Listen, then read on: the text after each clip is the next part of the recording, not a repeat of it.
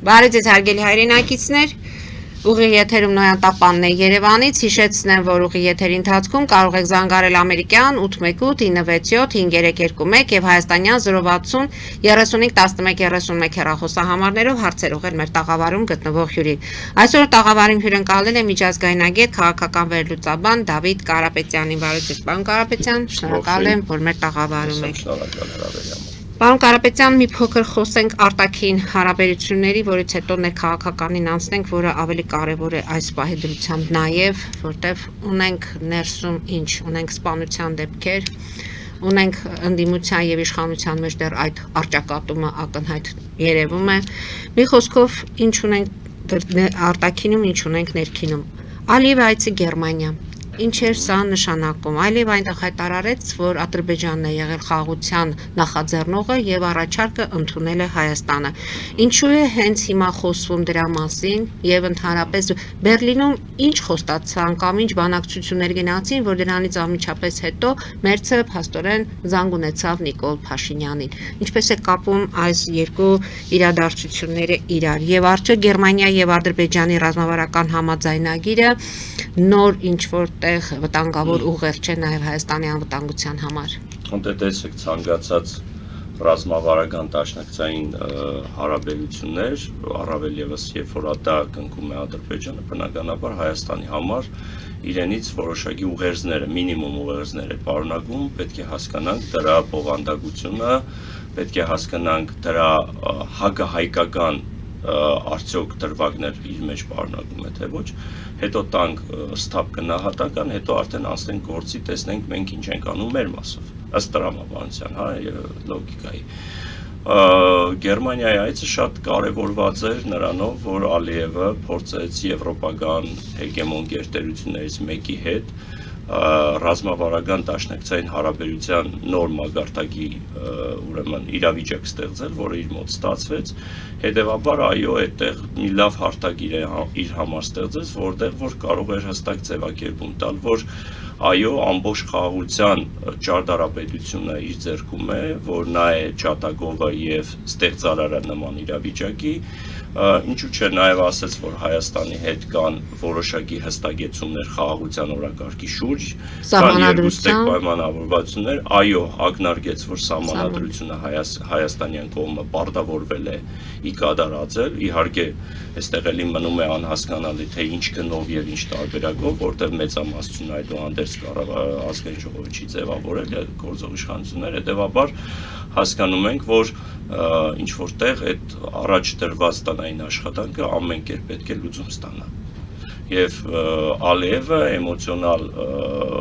մագարտակի խոսակցություններ ի տարբերություն նախորդ խոսակցությունների եւ Շուշի ֆորումի չարեց, ենթադրելի է, որ նա փորձում է ավելի խաղաղասիրական քաղաքական ճարտարապետություն ստեղծել եւ այնպիսի կոնֆիգուրացիա ստեղծել, որտեղ որ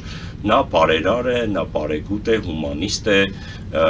խաղաղության բացառապես կողմնակիցն է, հետեւաբար նա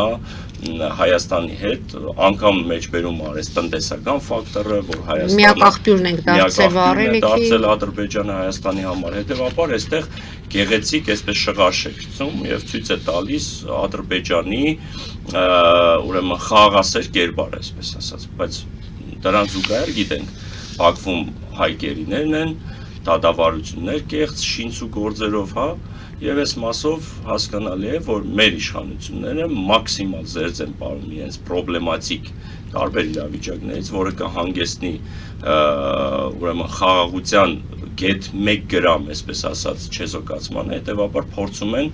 լինի դա միակողմանի զիջումների տեսքով, կոմպրոմիսային տարբերակներով, այդուհանդերձ այնպես անել, որ մեղմ ասած Ալիևը չճղացկվի, չջղայնանա։ Այսինքն ավելի շատ իրենց այդ էներգետիկ շահի մասին մտածելով են այս ամենը այս հայտարարությունները անում, որ իրենք էլ են նպաստելու հայ-ադրբեջանական խաղաղ այդ գործընթացին, այդ ամենը ավելի շատ իրենց է պետք, քան թե Բացի դրանից, տեսեք, մի հատ նոր իրավիճակ է ստեղծվում է նոր իրավիճակ, որ Ադրբեջանը ձեռք է մեկնում Հայաստանին եւ տնտեսապես օգտակարել են, այսինքն ստացվում է միակ տարածաշրջանում ձևակերպում է տալիս միակ երկիր, որը տնտեսապես էներգոկիր որպես երկիր օգնում է Հայաստանի Հանրապետության, առավել ևս հայ-ռուսական հարաբերությունների այս ճգնաժամի փուլում։ Հիմա դա ինչպես է մեկնաբանվում եւ հետագայում ինչպես կմեկնաբանվի, դա յուրաքանչյուր փորձագետ թող իր կարծիքը հայտնի։ Իմ սուբյեկտիվ կարծիքը հետեւյալն է.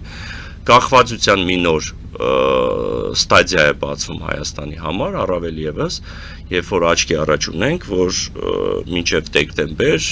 հայտնի Ղազախստանյան գագաթնաժողովից հետո ԵԱՏՄ հստակ դրված է Հայաստանի շուրջ, թե ինչ գործառույթներ պետք է ստանձնի կամ ինչից պետք է դուրս գա, տվյալ դեպքում կառույցից դուրս գալու այդ հայտնի խոսակցությունը, որը որ հասկանալի է, որ Հայաստանին տրվել է, այսպես ասած, ժամանակ մինչև դեկտեմբեր։ Հետևաբար ալտերնատիվ որպես այլ էներգո ռեսուրս ունեցող երկիր Ադրբեջանին Ռուսաստանին փոխարինելով նոր կախվածություն, նոր պայմանավորվածություններ, ինչու՞ չէ նաև նույն ռուսական գազը Ադրբեջանի միջոցով կամ նույն վառելիքը ցանկացած տեսակի վառելիքի ներկրումը Հայաստան ներկայացվի որպես ադրբեջանական եւ Ադրբեջանի օգնություն, եւ այստեղ հասկանալի է նոր կախվածության այդ շղթան, որը բացում է Հայաստանի համար։ Հիմա այստեղ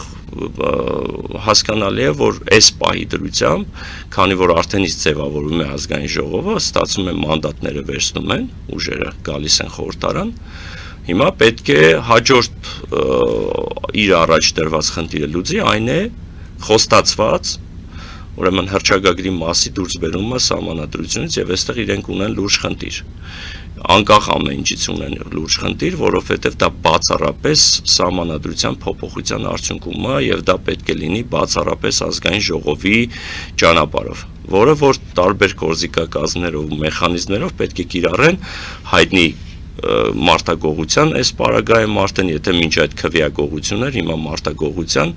տեսքով, որովհետև պետք է ապահովեն այն թիվը, այն քանակը, որը որ բերի նրան, որ կարողանան սահմանադրական մեծամասնություն կազմել ու կարողանան փոփոխություն անել։ Առերևույթ սրանք նաև վտանգավոր հանգամանքներն իրենց մեջ պարունակում, ինչ խոսք, հետևաբար այստեղ տվյալ իրավիճակում որոշակի արդյոք քաոս կլինի, թե չէ, դա հարցի մյուս կողմն է, ինչպես մեր նախորդ զրույցների ընթացքում մենք ֆիքսեցինք, դերևս քաղաքական պայքար չձևավորվեց այդպես էլ, փողոցային պայքար ևս, հետևաբար ուրեմն ընդդիմությունը հաստատի ընդունեց, որ այդուհանդերձ լեգիտիմ է, այո, թեև ամենանվազ լեգիտիմությամբ խորհրդարանը ձևավորվում է, բայց այդուհանդերձ մանդատները վերցրեց, հիմա հասկանում ենք, որ պայքարը տեղափոխվում է ազգային ժողովի պատերի ներսում եւ հասկանալի է, որ մենք տեսնելու ենք առաջիկայում էյֆորիկ վիճակներ, անվանարգումներ, վանկարգումներ, հայոյանքներ, ինչու՞ չէ նաև ծեծկրտուկ, տուր ու դմպոց, հայոյանքներ, հետևաբար հայ ժողովուրդը այդ ցիկլը գալիս է նորից։ Ասում են, չէ, բոքսի տանձիկներ եք լինելու։ Դա ժողովուրդը հենց այդպես է ասում է, եթե դուք վերցնում եք, ուրեմն այդպես է լինելու է, հենց իշխանական կողմն է այդ մասին ասում։ Ամեն դեպքում, եթե Գերմանիայի այցը մենք Ալիևի փորձենք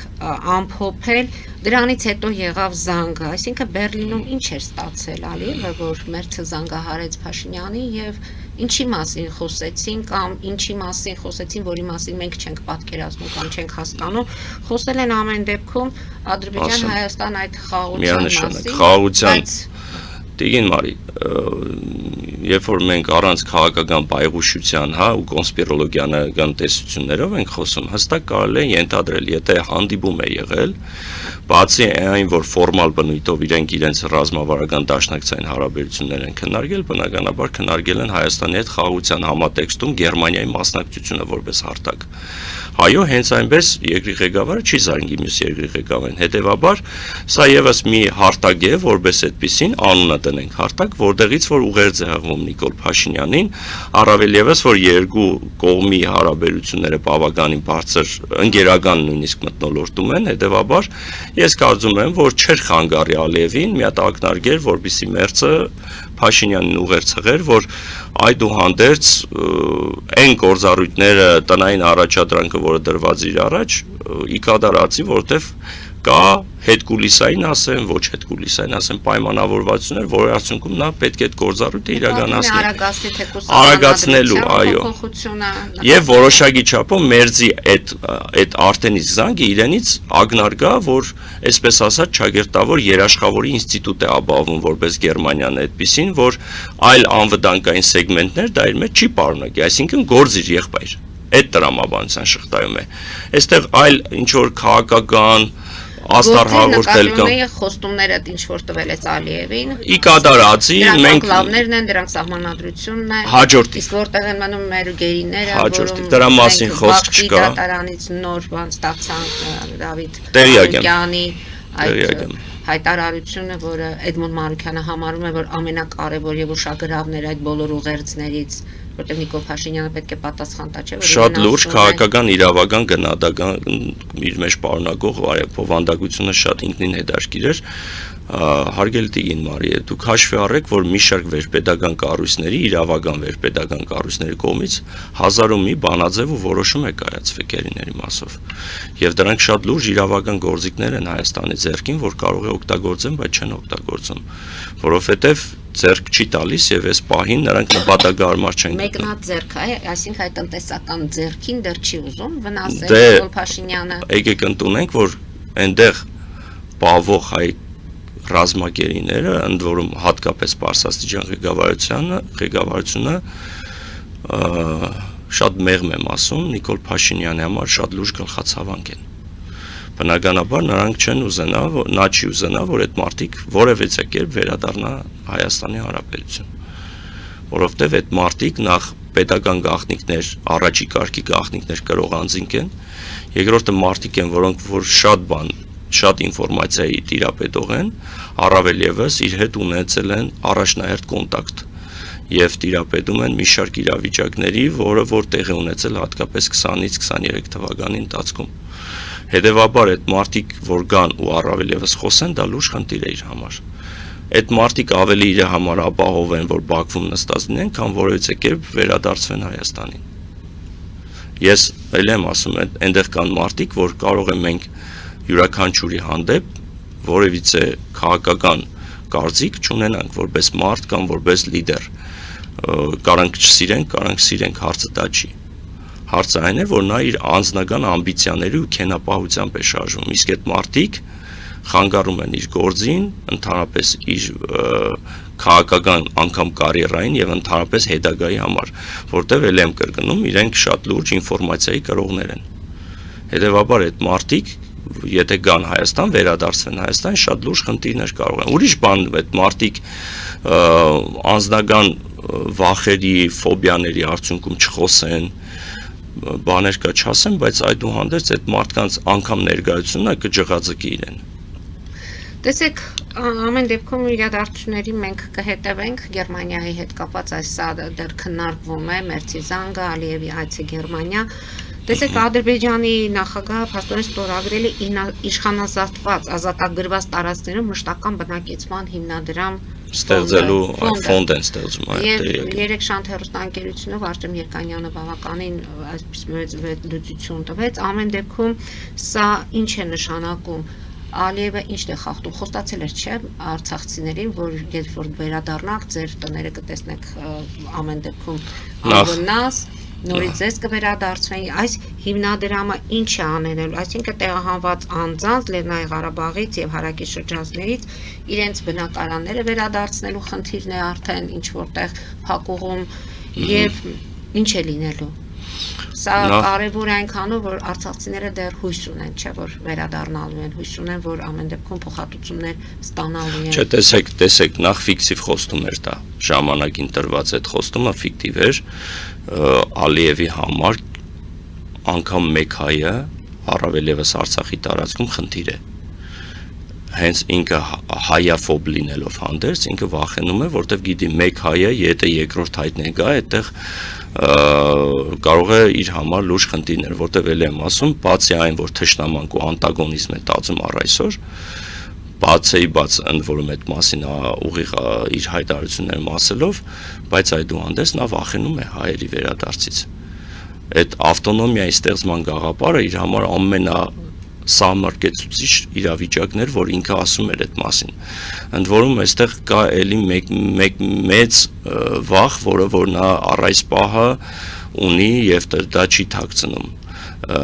Անունը դնելով իհարկե ռևանշիզմի այս գաղափարը, բայց նա հասկանում է, որ անգամ եթե կանաչ ճանապարհ տրամադրվի կոռիդոր հետ վերադառնալու իրավունք եւ այլն իրացվեն հայերի համար, չի բացառվում, որ Ղարաբաղյան նոր շարժում կարող է լինի, որ էլի գալու է մի պահ, երբ որ ռեպրեսիաներ է լինելու, հա, երբ որ հավանական ցանկացած սցենար կարող է լինի եւ այդ ինքը այս պահին ունի 0 պրոբլեմ այդ մասով, որովհետեւ երբևիցե չհայաթափված Արցախը այսօր մեկ հայ այնտեղ չկա։ Հետևաբար նրա ձեռքերը բաց են այս պահին գործելու։ Հետևաբար ձեր ասած ֆոնդն էլ կստեղծի, հիմնադրամներ կստեղծի, եթե տեղյակ չեք, ասեմ, մանավանդ Միջին Ասիայի մի շարք երկրներ, թյուրքական երկրների հատուկ բանագնացներ է ուղարկում այդ երկրներ, որպեսզի բանախոսեն, որ ներդրումներ տեղի ունենա Արցախի տարածքում շինարարական աշխատանքներ, հատկապես դպրոցներ, բուհեր եւ այլն։ Հետևաբար նրանք խայել է անում այնտեղ Արցախի համալսարանը, որը վերանվանեց Ղարաբաղի համալսարան, այդ բնակելի տարածքները տները որպես հանրակացարաններ տրամադրում ուսանողներին, այսինքն երիտասարդության հոսքն է նաև ապահովում այդ իր ասած ազատագրված տարածքները։ Բայց եկեք ֆիքսենք մի հատ շատ կարևոր բան։ Եթե դեմոգրաֆիական փոփոխությունը նայում ես Ադրբեջանի եւ այդ համատեքստում առհասարակ Արցախում ուրեմն տեղավորելու է, այսպես կոչված, այսպես ասեմ, ադրբեջանցիներով բնակեցնելու այդ արհեստական գործընթացը, ինչ եմ ասում արհեստական, որտեվ շատ շատերը արդեն երկրորդ, երրորդ սերունդն են, որոնք որ բնակվում են Կանձագում, հա, Կիրովաբադ, ապրում են ուրեմն ավելի մեծ քաղաքներում, Բաքվում, այդ մարդիկ չեն պատկերացնում իրենց ապրել այնտեղ։ Մանավանդ որ ինֆրաստրուկտուրաները այդուհանդերձ այնպես չեն զարգացել, շկանը ցույց են տալիս, որ այնտեղ դրախտ է ստեղծվել, հա։ Պայմանները չեն բավարարում աշխատելու, ապրելու համար։ Հետևաբար անգամ այն տարբերակը, որը նա դիտարկում էր, որ օրինակ մինչև 26 թվականի տարեվերջ, իհարկե դերևս 6 ամիս կա, բայց մաքսիմալ բնակեցնելու Արցախի տարածքը,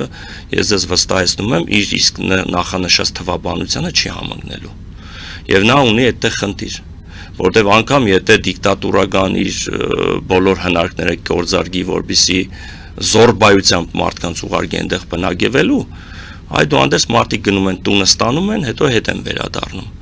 Այսինքն այստեղ նաև բնակեցնելու խնդիրը նաև այնա, որ այդ տարածքը պետք է բնակեցվի մաքսիմալ կերպով։ Եվ այստեղ է, որ իրենք խնդիր են տեսնում։ Հիմա այդ ձեր ասած ֆոնդը որ կա, այո, ֆոնդը նաև շատ գեղեցիկ, փաթեթավորված, այսպես բաներ ունի, ֆինանսական օժանդակություն, օգնություն եւ այլն, որը որ պետք է անվճար բնականներ, այնպիսի իրավիճակ է ստեղծում, որ մարդը ինքնակամ ուզենա գնա, որտեղ նա հասկանում է, որ որքան է ավտորիտար ռեժիմի ղեկավար է, ինքը պարտադրելով է, պարտադրողին պարտադրել են արդեն այդքան է, տեղավորվել են,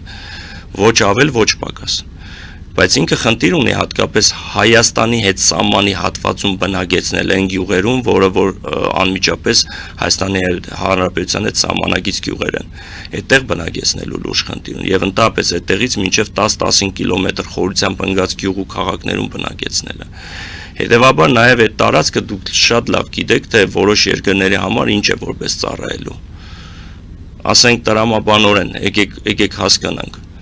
3 միջազգային կարգի օտանավակայան ստեղծել այդ մի փոքր տարածքում, ինչի համար էր պետք։ Այստեղ շատ լուրջ ռազմավարական, ռազմաստրատեգիական հարց են բարձրացնում։ Իհարկե ես դրա պատասխանը ունեմ եւ չեմ ուզում հիմա բարձրացնել, բայց դա ուրիշ բանի համար արվում։ Հետևենք իրադարձություններին, այժմ դուրս գանք կարճատև գովազդային դադարի, որից հետո շարունակենք մեր զրույցը։ Հարգելի հայրենակիցներ, հետևեք քիչ անց կվերադառնանք տաղավար։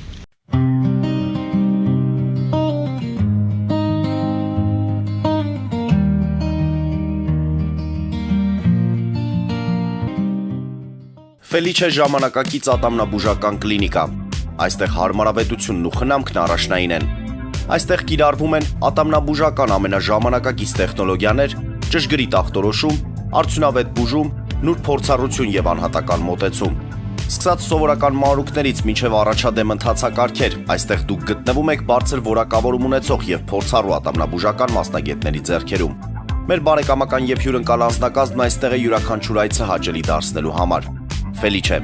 ձեր առողջ եւ ամենաերջանիկ շպիտը սկսվում է այստեղից։ Եկեք եւ բացահայտեք նորարարության փորձագիտության եւ կարեկցանքի կատարյալ համադրությունը։ Երևան Փոստը Գրանադայի ուզում տեղեկացնում է։ Դրամական փոխանցումներ 1%-ով։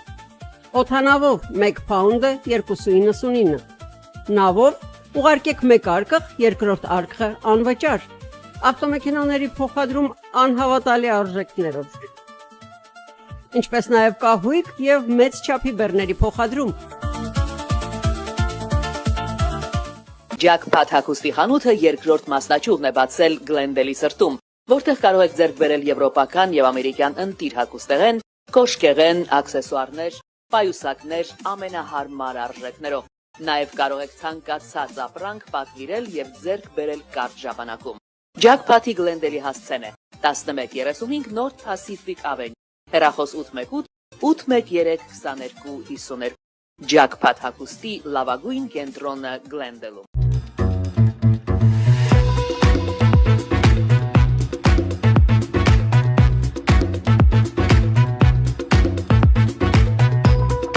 Արարատ ռեստորան, ընտանեկան եւ ընկերական ժամանցի լավագույն հասցե, սիրված արտիստներ, հյուրընկալ մթնոլորտ, հարուստ ճաշացան, անմահական խորտիկներ։ Արարատ ռեստորան, հասցեն անփոփոխ, սիրով սպասում ենք ձեզ։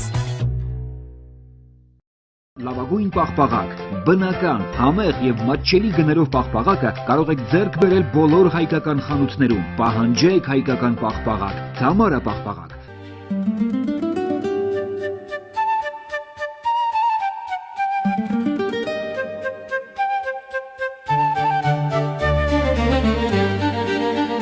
Նոյան տապան տպարան, Նոյան տապան հրատարակչություն, շարվածքից մինչև տպագրում, զանգահարեք, գրեք, այցելեք,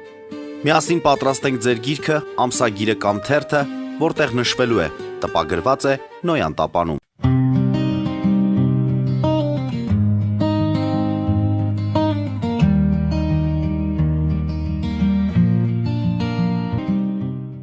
Հարգելի հայրենակիցներ, Նոյան տապանը կրկին եթերում է։ Ամեն դեպքում Ալիևի հետ կապված այս գործողությունները մտահոգիչ են մեզ համար, Արցախի այդ վերաբնակեցման, Արցախի այդ տարածքում այդ ֆոնդի ստեղծման համար, դե բնականաբար մենք պաշտոնական ոչ մի արձագանք եւ պատասխաններ չկա, որտեղ մեզ թույլ չեն տալիս խոսել այդ մասին, ասում են լռեք,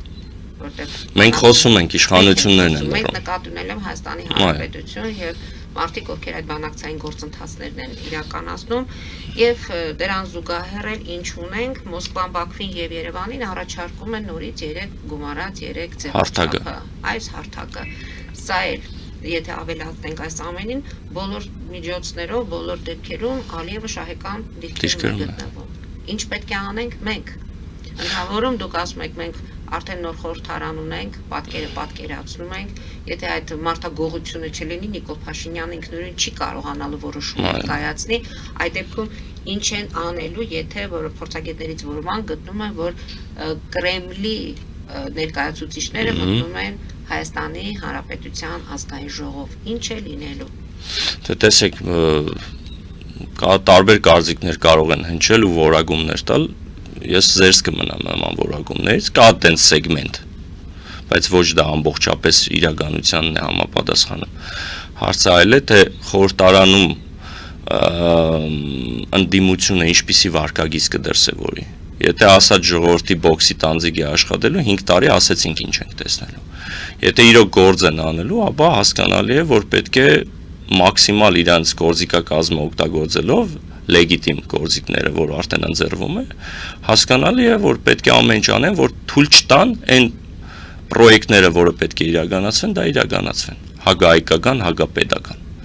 Իրանց գործառույթը այս պահին դա է, բայց թույլ տվեք նաև իմ խիստ կասկածը հայտնել այդ մասով, որովհետև ես չեմ կարծում, որ Քավլիցի անձնական դաշ չեմ մտնում, թե անձնապես ամեն մեկը որ մարդիկ ենք տեսնելու, որոնց որ ընդհանրապես քաղաքականության մեջ չենք էլ տեսել։ Մարդիկ, որոնք որ ընդհանրապես ազգային ժողովի շենքի տեղը չգիտեն, բայց այսօր պատգամավոր են դառնում։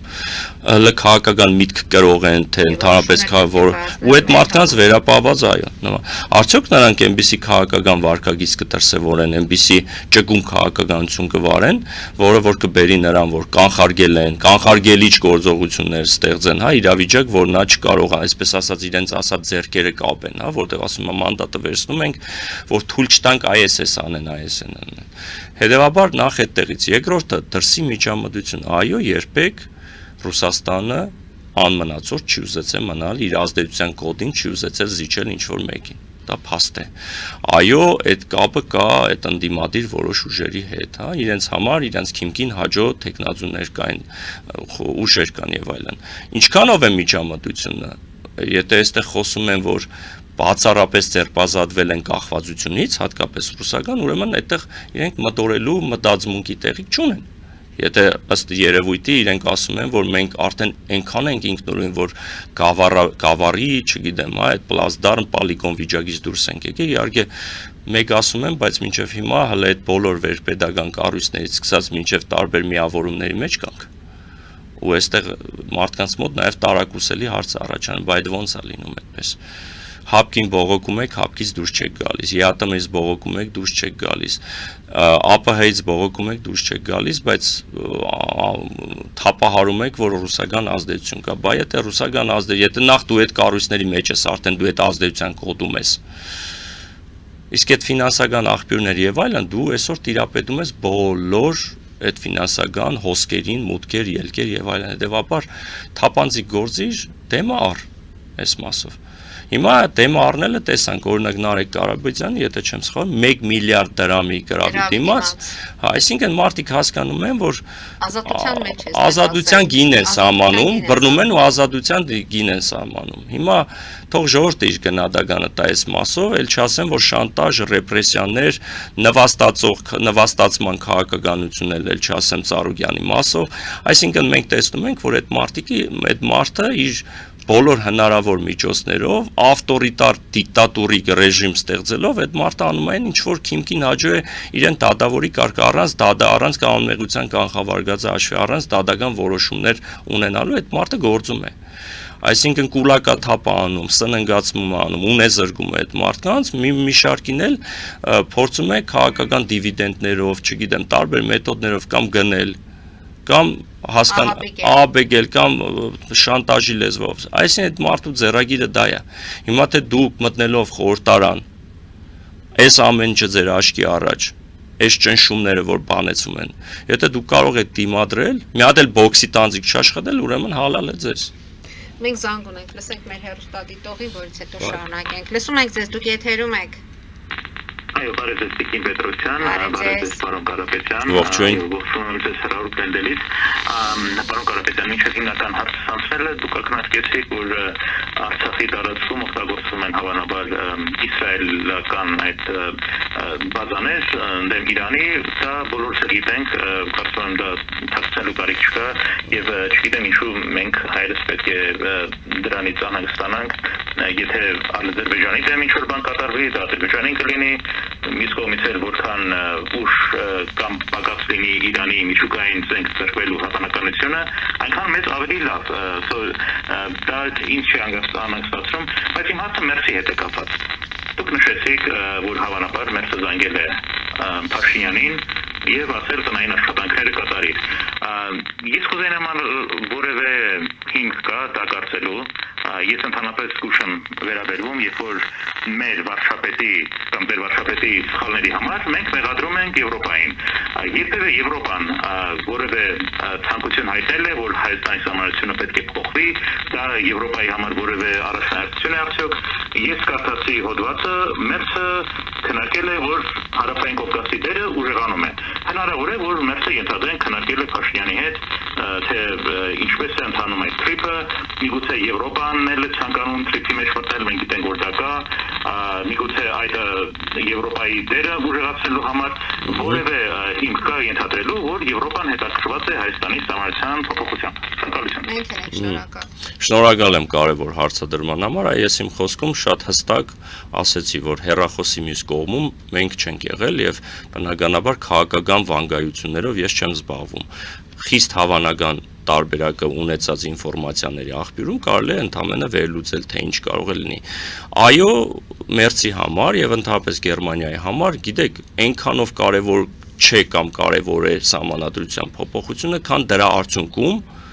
խաղաղության հաստատումը, միջպետական հարաբերություններ եւ այդ արդյունքում այո ինչու՞ չէ նաեւ TRIP-ի մասով իրենց մասնակցությունը ներգրավվածությունը այդ մեգա պրոյեկտին, որովհետեւ բոլորն են ցանկանում այդ լոգիստիկ ենթակառուցվածքի մեջ ինչ որ միտեղ ունենան առավելևս խոսքը գնում է 40-ից 44 կիլոմետրի հատվածում։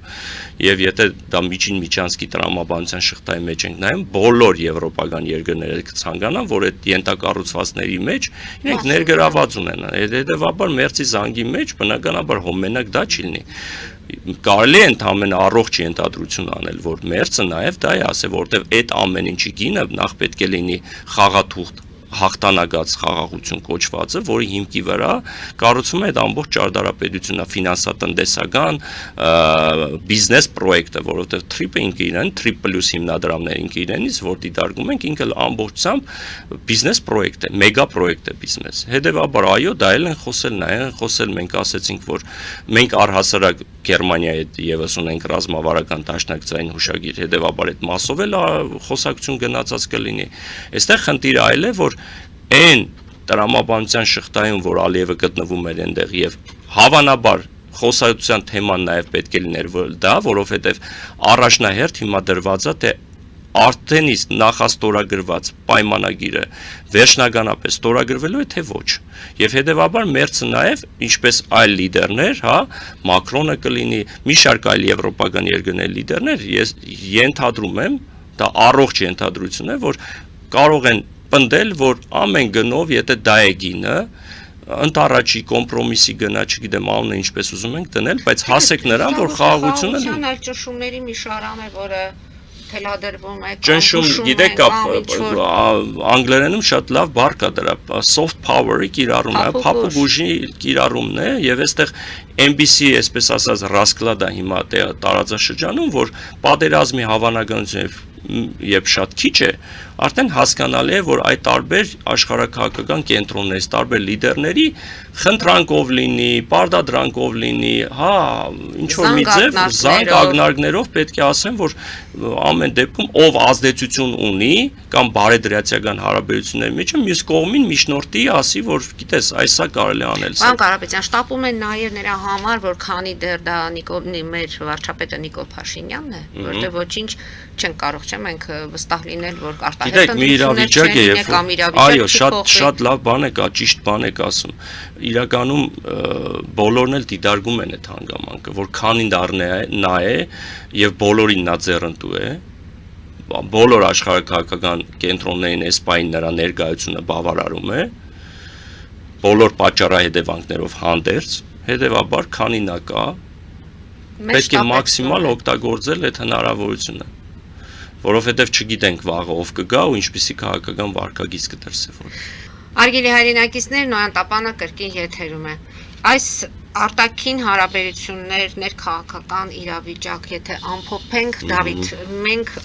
ինչպիսի օգոստոս է մեզ սպասվում։ Օգոստոսի 2-ի խորհրդարանն է ձևավորվելու, խոսակցություններ կան, որ թեժանալու է, տեսեք դուք ինքներդ եք ասում, որ պայքարը տեղափոխում են ազգային ժողով, մանդատները հենց այդ նպատակով էր վերցրեցին։ Եվ հետաքրքիր էր, որ նաև շատերը հրաժարվեցին մանդատներից, հենց ընդդիմադիրները, ինքնաբացակ, որտեղ մարդիկ մտածում էին, որ ուզում էին ավելի շատ որպես իշխանություն մտնելու, քան թե որպես Նիկոլ Փաշինյանին ծառայող ընդդիմություն։ Այո, դա որոշները սկզբունքային հարցեր, որ փաստորեն հրաժարվեցին։ Քաղաքացիական պայմանագրի շրջանակներում է կատարվում վերադասավորումներ։ Մարզպետները հրաժարվեցին մանդատներից, նորից վերադառնում են մարզեր։ Օրինակ Արայիկ Հարությունյանի դիմումն է շատ քննարկման ենթակա դարձել։ Նիկոլ Փաշինյանի շատ մտերիմ մի մարդու, որի հետ հեղափոխության այդ սկզբից քայլելով դժվարություններն անցնելով պետք է լինի պատգամավոր, թե Նիկոլ Փաշինյանը ամեն դեպքում գիտի ում որտեղ է վերադասավորում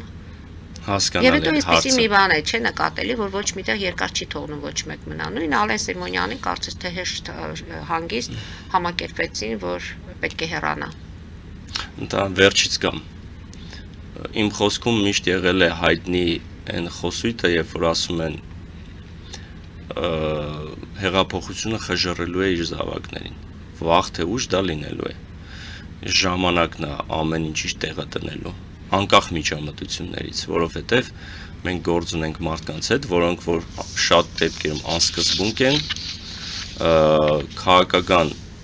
ոտաբոբիկներ են շատերը ընդհանրապես քաղաքականության հետ առնչություն չունեն եւ չեն տեսել պատից կախ, տեսել են ճակատից կախ, հա, հետեւաբար էս են մարդիկ են, որոնք որ տարիների ընթացքում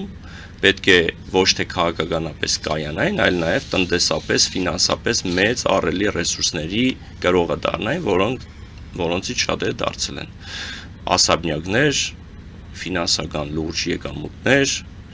որոշները ուզում են անգամ երկրից դուրս հանել այդ հնարավորությունները, այդ ամեն ինչը չի վրիպում։ Նախարարներ, որոնք հրաժարվում են արդեն շարունակել իրենց։ Չէ, տեսեք, առհասարակ այդ մարզպետների ինստիտուտը վերանում է, էլի նոր որոշում կա, ասեմ իմացեք։ Մարզպետ չպետք է լինի, այսինքն մարզային այդ կառուցվածքը ձևափոխում են։ Ընդ որում հենց հիմա ինստիտուցիոնալ այդ փոփոխություններն են գնում։ Դա նշանակում է նրանց ներկայացությունը այդ տարածաշրջանում, անկախ նրանից ուրիշ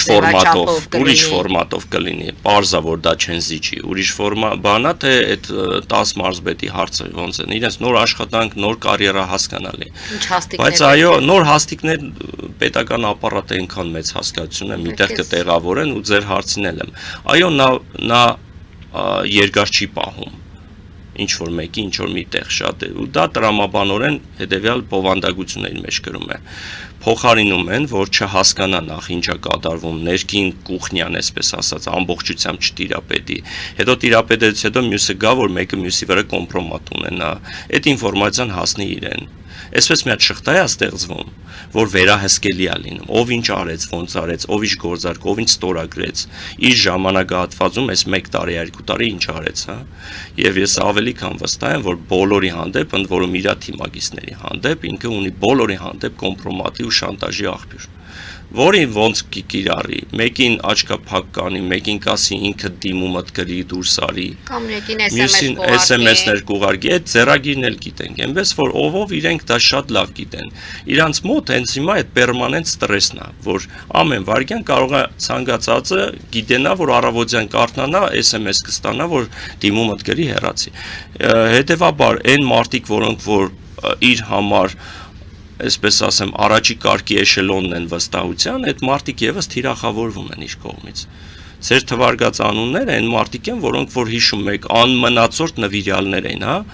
կուկուռուզ ուտելուց մինչև ցանկացած հայտարարություն, որը որ իր անձնական որոշումը ու իր անձնական կարծիքը չէր, այո, այդ էնտուզիազմով, այդ էնտուզիազմը չփրկեց շատերին ու չի փրկելու շատերին։ Այդպես մի ԲՏԱ նախարարին մի հատ նայեք իմացեք ինչն է պատճառը որ դիմում է գրում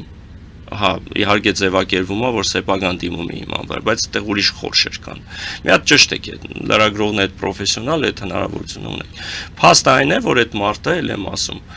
օր իր շրջապատը այն մարդկանց շրջանակը որ կա վստահության կրճատելու են ենթադրել է 1-2 մարդիկ կմնան որոնց որ անվերապահ պետք է իր աջակցությունը հայտնի ու մատով չկպնի, որովհետև ալտերնատիվ տարբերակ նաև չունի, որովհետև թիմային է, պետություն ղեկավարն էլ թիմային գործ է, եւ գոնե 1-2-ը պետք է լինեն, որոնց հետ կարելի է խոսել ամեն ինչ։ Եվ այդ վստահության շրջանակներում ես տեսնում եմ մի քանի հոգու, որ կմնան։ Պաշտպանության նախարարը ենթադրել է, այո, ճապալության նախարարը, 3-4-ը, որոնք որ վստահել են իր համար։ ԿԳՄՍ նախարարը այդքան բողոքներ այդքան եղել ասեցիք, այո։ Ես խոսում եմ հանրության փոխարեն ձեզ հետ, որովհետև հանրությունն է այս խնդիրները բարձրացնում, հատկապես ընտրություններից հետո առողջապահության ոլորտում այդ ապահովագրության հետ կապված խնդիրներ են։ Այդ ինստիտուտն էլ շուտով կասկածի տակ կդրվի, որովհետև դա շատ լուրջ ֆինանսական խնդիրներ է ստեղծել բյուջեի համար եւ ուրիշ տարբերակներով, գիտեք, ալտերնատիվ փորձում են բյուջե լցել, ուրիշ տարբերակները ասելով, էլի ժողովրդի ջեբին ծեր տալով կամ մտնելով հենց ջեբը։ Այսինքն ժողովուրդը ճիշտ էր, ընտրակաշարք էր դա, ընտրեցին ընտրակաշարքը տվեցին, Հիմա ընտրեցին։ դա ուրիշ ձևակերպում, ավելի մեղմ ձևակերպումներ ունի, որովհետեւ հենց այդ հակաիրավական բան իր մեջ ենթատեքստ չկրի։ Բայց դա տեսնում ենք ինչ։ Համենայն դեպս տեսեք, այնքան զավեշտալի է, այնքան ճղջի մեզ ամեն ինչը, որ եղբայր դու էիր ասում, որ ամեն երկրորդը փող է վերցրել, որ մանդատ ստանա կամ ժողովրդին փող է տվել, հիշում եք իր հայտնի խոսքը, հա, որ մենք մաքուր ուժ ենք, որ ստացել ենք իրական թվեր, Ազատյուղի այդ զոհված զինծառայողների ծնողներին ասում, ինչքան գումար են վերցրել, որ կան քարոզարշավի ժամանակ, նման հայտարարություններ էր արվում։ Նորից եմ ասում, եւ կենտրոնական ընտրական հանձնաժողովի նախագահն ասում է, ճակատը բաց, ես ասում եմ, որ Խիճս մաքուր է, որտեղ ամենաարտար ընտրությունը թափանցիկ արդար օրը ցերեկով կարող են մի ողջ ուժի մանդատից զրկել, որ իրավունքը իրոք կար, 2-3 ընտրատեղամաս միանգամից չեղարկել ընտրությունը, դա ինչի մասին է։ Իդեպ, ինչպես եք բնութագրում ձեր գնահատականը Գագիկ Ծառուկյանի հանդեպ ինչի եղավ նման եւ ինչի է շարունակվում այս վերաբերմունքը։ Արդյոք ինչ-որ պայմանավորվածություններ ժխտեց Գագիկ Ծառուկյանը, խոստացել էր չմասնակցել ընտրություններին։ Տեսեք, Գագիկ Ծառուկյան ֆիգուրի մասով ես էլ եմ ասում, այդ մարդուն անձամբ չեմ ճանաչում, երբևիցե չեմ շփվել,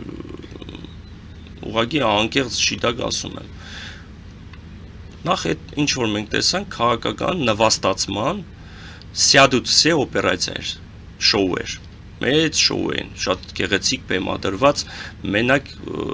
պուլիմյոտչիկներ չկային, մեկ է դիբուգահարներ, այդտեղ տանգերն էլ մեկ է չեն բացակայում են։ Բայց այն ինչ որ տեղի ունեցավ, հասկանալի է, որ անձնական քենապահության վրեժխնդրության հոգին փառավորվելու շոու էր, որ պետք էր իրան դա ստանալ։ Ու այն գիտեք լեկտի պահվածքը, որ ասում է ես ոչ տեսել եմ, ոչ գիտեմ։ Լրագրողի հարցին, որ ինչու ասենք լավ էլի, որ չի կարել էլի այդ մակարդակի, ասենք ում ես հիմարի տեղ դրել։ Դա անցանք մյուս կողմ։ Այո, ընդ որում այդ մարդը ուղիղ կերպով ազդել է քո իշխանության գալու համար։ Այդ մարդն է արել, որ դու եկել ես իշխանության։ Այո։ Ժողովրդի ուրեմն կամքին գնալով այդ մարդը գնացել է նրան, որ դու եկել ես իշխանության, բացառապես նաև իր շնորհիվա, որ դու եկել ես, դու այդ մարդու երեխու հարսանիքին ես մասնակցել։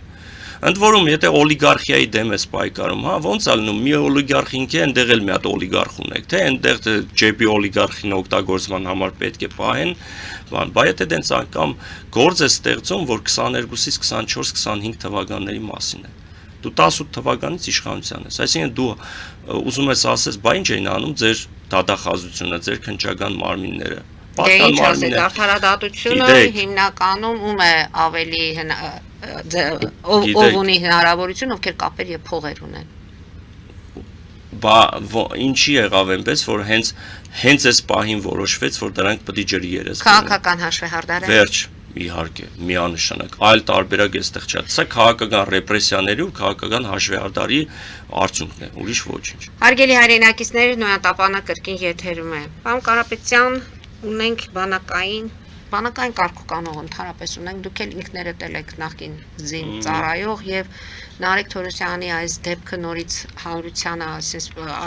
բոլորս էլ վատ զգացինք իրավիճակից եւ ցավալին որն է փաստերը խաղաղ պայմաններում 8-րդ զինվորի մահն է այսպես արձանագրվում, թե Նիկոլ Փաշինյանը թմկահարում է, որ դիրքերում չունենք մենք մահ եւ երեք մի տվյալ Վանաձորի գրասենյակի ուսումնասիրությունների համաձայն Հելսինկյան քաղաքացիական ասոցիացիայի 2026 թվականի 7 ամիսների ընթացքում զինված ուժերում արձանագրվել է 30 զինծառայողի մահացության դեպք, որից 11-ը պաշտոնապես զինվորական ծառայության հետ կապված, 19-ը չկապված։ Սա ինչի մասին է խոսում։ Սա խոսում է, որ տոտալ ողբերգություն է։ Տոտալ ողբերգությունը ժամկետներ կրճատեցին։ Ժամկետներ 6 ամիս բոլորս էլ հասկացանք թե ինչի։ Հարգելի տիկին Մարի, տեսեք, այ ողբերգությունը դուք շատ լավ նշեցիք։ Այնա որ եթե թշնամու կրակոցի արդյունքում զոհված լիներ, պատերազմական իրավիճակում, դրան գալու այլ կլիներ, մոտեցումը նաև հասարակության այլ կլիներ։ Պատերազմի ժամանակ տղաները մեկը մյուսի թիկունքն է պահել կամ մեկը մյուսին է փրկել։ Ու այսօր խաղաղ պայմաններում այդ նույն հայը հային կարող է վնասի կամ ինքնասպանության հասցնի, հա։ Այդ ողբերգություն է իհարկե։ Ընդ որում, գիտեք, այս մասով այնպես չի, որ վերջի տարին դա միշտ եղել է, բայց այսպիսի տենդենս չի եղել։ Ամբողջ 30 եւ ավելի տարիների ընթացքում հայկական բանակում եղել են այդպես դեպքեր, շատ վատ վերջնարդյունքով։ Եվ եթե շարունակվում, նշանակում է ոչ մի բան չի փոխվել։ Ուրիշ բան, որ այո, գիտեք, այդպես քաղաքական ենթատեքստ տալով, որ պատերազմ չկա, սահմանի զոհ չկա, ուրեմն այդ մնացած զոհերը ուրիշ է, էդի ոչինչ, sense ոչ։ Այդ խոսումը, որ դու կառույցը ներսից փտած է։ Այդ նշանակում է, որ դուք միջանձնային հարաբերությունները, այդ ինստիտուտը, որը ժամանակին խեղված էր, ինչ որտեղ փորձում էին կարգավորել, այդ ինստիտուտը չի գործում։ Գիտեք, հատուկ բարոյահոգեբանական, ուրեմն հատուկ մարդ կա այն բանակում, ցանկացած զորամասում, որը զբաղվում է այդ գծով, այսինքն հատուկ գծով մարդիկ կան, զինվորականներ, որոնք որ պերիոդիկ պետք է հաշվետվություն տան, ներկայացնեն զինվորի ուրեմն բարոյական, ուրեմն վիճակը, հոգեբանական վիճակը եւ այլն, ու այնպես անեն, որ նման ինցիդենտների ականատեսը չդառնանք, բայց փաստը այն է, որ այո 30-ից ավել զոհ խաղաղ պայմաններում դա գիտեք, այդ առաջնահերթ պաշտպանության նախարարության գենշտաբի պատասխանատվությունն է։ Այսինքն ինչի արդյունքում է դա եղել։ Միջանձնային հարաբերություններում այդ ինչ պետք է լինի։ Այդ ինչպիսի ամբիցիաներ պետք է լինեն զինվորների մեջ։ Առաջի անգամ դիրքեր է բարձրացել տղան փաստորեն։ Չէ, ես ինքս տիրապետում եմ իրավիճան, ես գիտեմ ինչա տեղ ունենում։ Քրեական ենթամշակույթ կա այնտեղ։ Փողոցային վարկագիծ կա, պարկեր կան, որոնք որ թափանցել են ճնշելու, նվաստացնելու, այսպես գողական, կիսագողական ինչ որ մշակույթ կա այդտեղ, մինչև հիմա։ Որտեղ է հրամկազմը այդ դեպքում։ Ուրիշ բան է, այդ եմ ասում, հիմա եթե անցել էինք ելագով, չգիտեմ ինչով, ավելի լավ կենսապայմաններ ապահովելով զինվորն ընդ որում ասեմ անհամեմատ լավ, տարին կրճատել, կես տարով կրճատելով, իմ մոտ տրամաբանորեն հարցեր առաջ ասում են դա բանակա թե ինչ որ հյուրատուն է դառնում արդեն ընդ որում իրոք բարեկեցիկ պայմաններ էին ապահովել հիմա այսինքն այդ պայմաններում երբ որ պայմանները բարեկեցիկ են զինվորը այդ խնդիր չպետք է ունենար առնվազն այդ տիրույթում խնդիր չպետք է ունենար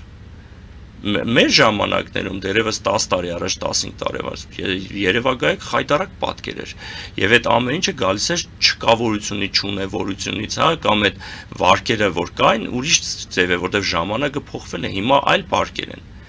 հիմա այդ միջանձնային հարաբերությունները ես դες վստահեցնում եմ այնպես չեն որ դրա արդյունքում պետք է զինվորը զինվորին խփի մի զինվորը որը որ պատերազմի ժամանակ նույն զինվորին փրկել է այո հենց սա է պատերազմի շատ քիչ ժամանակ է անցել դրա համար եմ ասում սա բացառապես սա իրենց պատասխանատվության կոդումը վաղ թե ուշ նրանք պետք է պատասխանը տան յուրաքանչյուր զինվորի մահի համար իրենք պատասխան պետք է ուրիշ բան որ ֆինանսով ապահովում հա ծնողի բերանը փակում են այդ ամեն ինչը ունեն իրենք այդ լավ գործիքները կիրառում են բայց ուրիշ բան որ դա նշանակում է որ դու հաշտես որ նման դեպքեր կարող են լինել ու ընդունես որ դե պատերազմի ժամանակ չէ գրում ենք այսքան զոհ դե կարա պատահի դա եթե նույն եթե փողոցներում հիմա վախտում են դիգին մարի ցանկացած ավտոպատահարի դեպքում կամ ինչ որ սիգնալի պարագայում չի բացառվում որ մյուսը կհելնի առանց խոսելու կդանակահարի կամ կգնդակահարի մենք տեսանք Երևանի փողոցներում ով քանի հոգի եւ այլն հաստատի հիմա դու ապահոված չես որ ցանկացած նման տխմար դեպքի պատճառով կարող է անգամ ողբերգության ավարտ տեսնել հետեւաբար սա ողբերգություն է սա Շնորհակալություն եմ հայտնում այսօրվա հաղորդման համար հետևենք իրադարձություններին որոնք բավականին շատ արագ են զարգանում Հարկ լինելու դեպքում կրկին կհանդիպենք այս տաղավարում Հարգելի հայրենակիցներ այսօր այսքանով ավարտում ենք հետևեք իրադարձություններին մնացեք խաղաղությամբ